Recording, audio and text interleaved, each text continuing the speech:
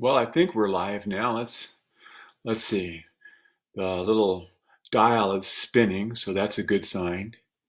And it looks like we have action now, which is perfect. Okay, let us get started. Hi, I'm Brian Martin. That's me. I'm Brian Martin. And this week, this time, most weeks, I bring to you the gospel lesson for the week. The gospel lesson comes from the Revised Common Lectionary, which is used throughout the world by a lot of churches, both Catholic and Protestant and even other churches, Orthodox churches, use a lectionary to guide their reading. The Revised Common Lectionary is helpful because it helps us to touch all the books of the Bible in a 3-year period. There's year A, year B, and year C. Year A covers the books of the Bible and the gospel lessons from Matthew. Year B, the gospel lessons from Mark. Year C, the gospel lessons from Luke. Or Matthew, Mark, and Luke. Yeah.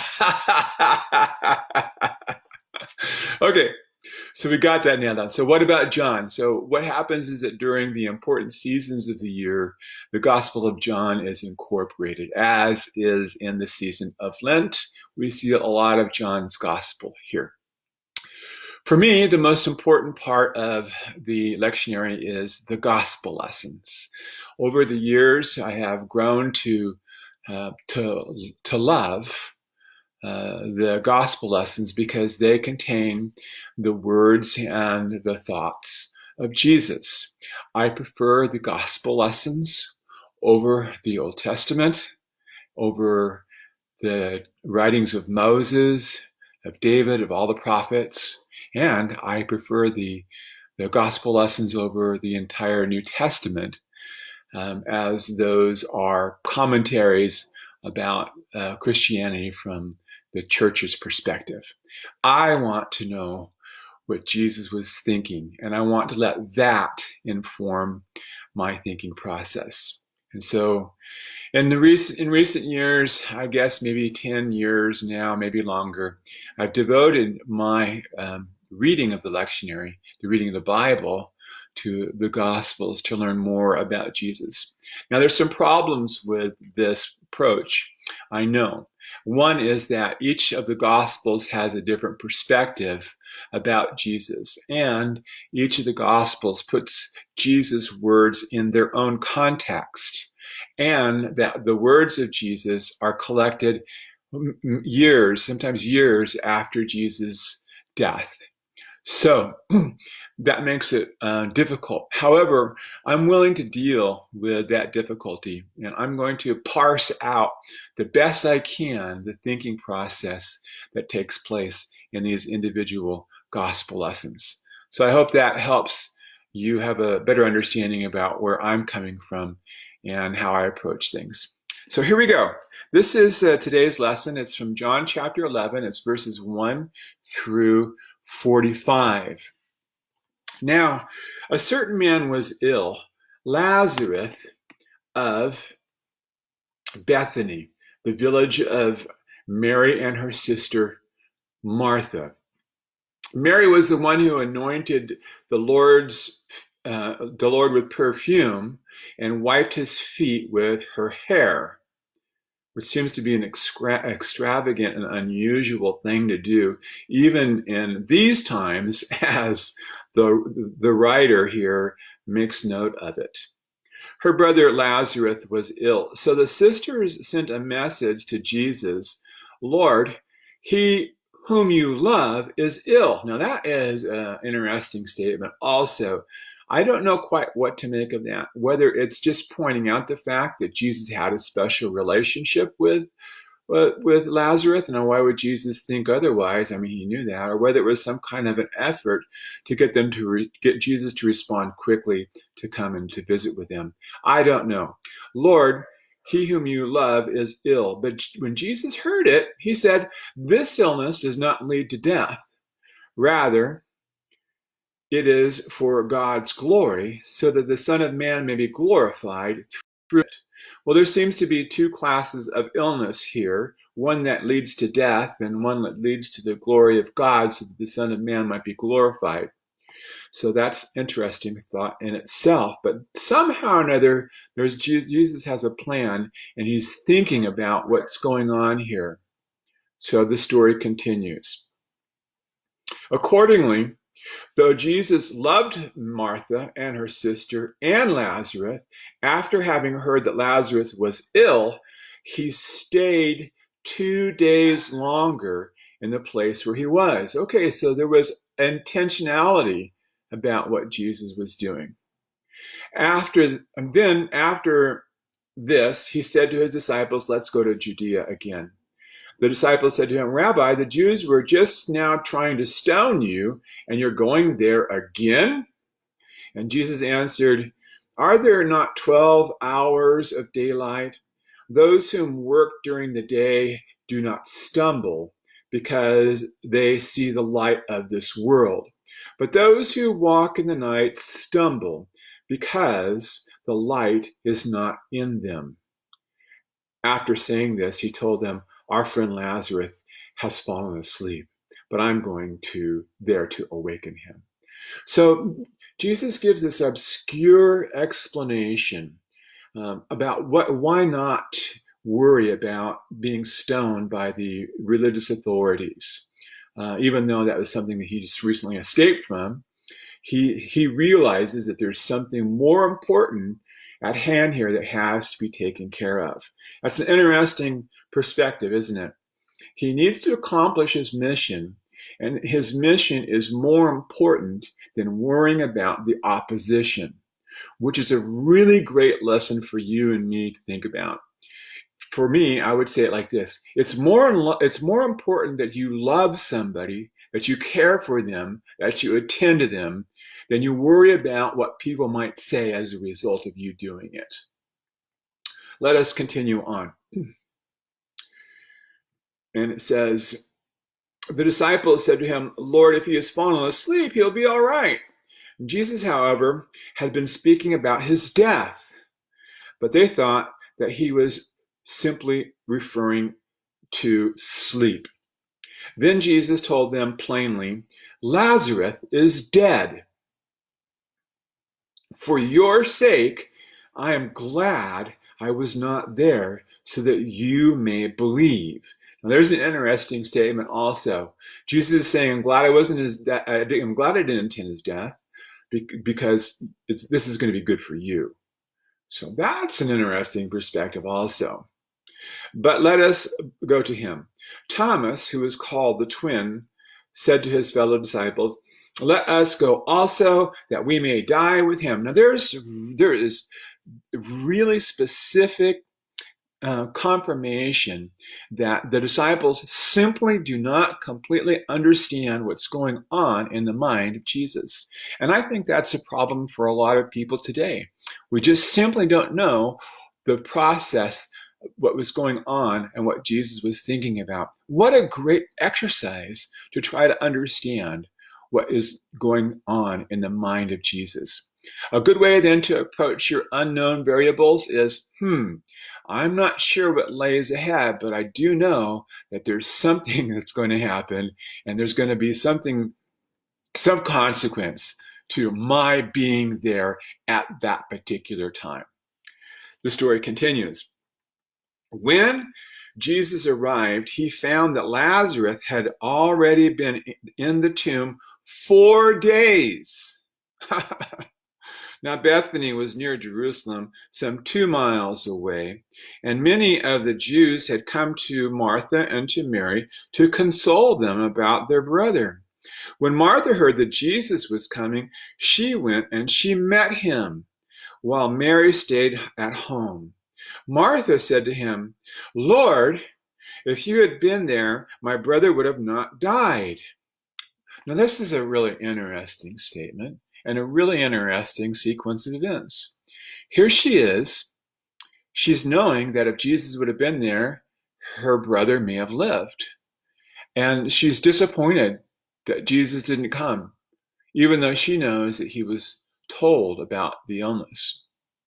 She runs out to meet Jesus. What's going on in her mind?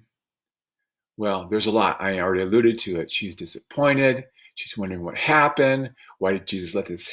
Why did Jesus let this take place? She's disillusioned. There's all these things that are going on in her mind. I wonder if she could have had a different approach, a different thought to what was going on. I wonder if she could have thought, there must have been some reason that Jesus didn't come immediately. I don't know what it is, and I'm curious to find out. I'm going to keep an open mind. That's pretty challenging to do in an emotional situation, but I'll tell you what, if you do not know exactly what the other is thinking or doing, the best way for you to respond is not with judgment, but with curiosity, and to be open, and to listen, and to try to understand. Frankly, there are many times when you just are unable to understand. Some people will slip back into judgment and think, well, that was because of this, or that was because of that, or that was because of the other thing. And then follow through with bad feelings, bad thoughts, bad actions.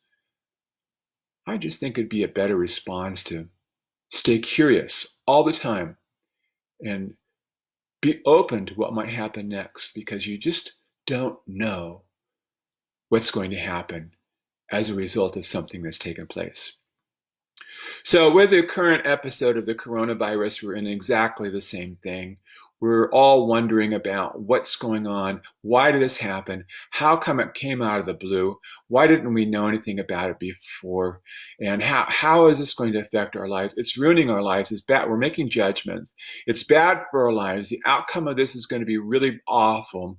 We're going to lose all of our money. We're going to lose our jobs. We're going to lose our place in society. We're going to become ill. Some may die. And there's all these judgments that are going on. But just as we didn't know a coronavirus before it happened, neither do we know what is going to be happening to us after the episode expires.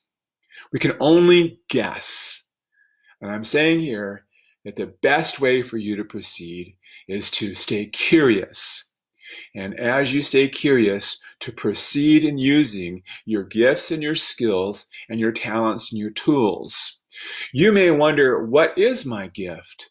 And I will tell you very plainly and very succinctly. I was writing about this today in my old book, Oxytocin is the O in Love, How to Sustain and Maintain Emotional Connections. And, and I was writing about how our gift, because expressing and using your gift is the most important thing that you can do, because when you're using your gift, you're helping others, you're loving others. And one of the mistaken thoughts that people have about gifts is that gifts are gifts are an achievement, like a physician goes to school and earns a degree in medicine and becomes a medical doctor. But that's not her gift. Her gift is when she practices medicine. It's not her achievement. Her achievement is only her way of acquiring her tools that she's going to be used to express her giftedness.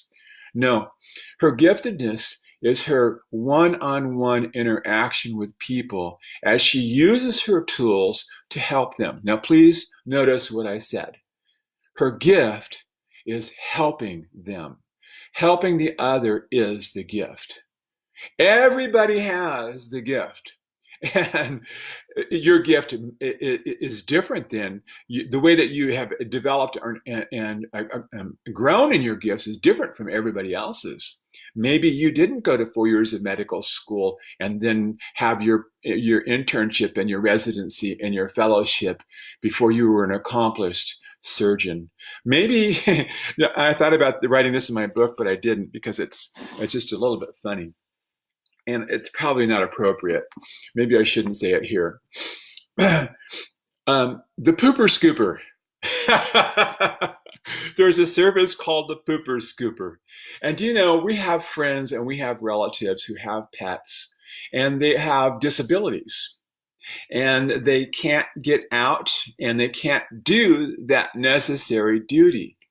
And so we actually hired the pooper scooper to go to their house. Now, it doesn't take a whole lot of achievement to be a pooper scooper. You don't have a medical degree or anything else, but you are doing something anyway. And what you're doing is that you're helping a disabled person take care of their animals. And regardless of the kind of helping that you do, your helping is loving somebody, and it's a gift. And if you can actually embrace that gift, then you have accomplished something wonderful. You have meaning and you have significance in your life. Let's get back to this story, and we'll see how Jesus uses his gift and how we ought to be in curiosity about things that are uncertain to us and how we can use our gift to help people during times of uncertainty. The story continues. Martha said to him, I know, but even now I know that God will give you whatever you ask of him. And Jesus said to her, your brother will rise again. And Martha said, I know that he will rise again in the resurrection on the last day. And Jesus said to her, now this is probably one of the most incredible and phenomenal statements that Jesus will ever make. And you have to pause and think about this statement. Here it is. And Jesus said to her, I am the resurrection and the life. And everyone who lives and believes in me will never die. Do you believe this? She said to him, yes, Lord, I believe that you are the Messiah, the Son of God. Okay, so, for the sake of time, I'm going to stop the reading there, and you know the end of the story. What happens is that Lazarus is raised from the dead, and it's a phenomenon that nobody has seen before, and it makes a huge and a powerful statement. But I want to stop there with what Jesus said. And Jesus said, I am the resurrection and the life. Now, when Jesus says, I am, what he is doing is he's clarifying his identity, who he is in the world. Now, please pay close attention to what I'm going to say to you now. This is really important. Jesus saw himself as the resurrection and the life.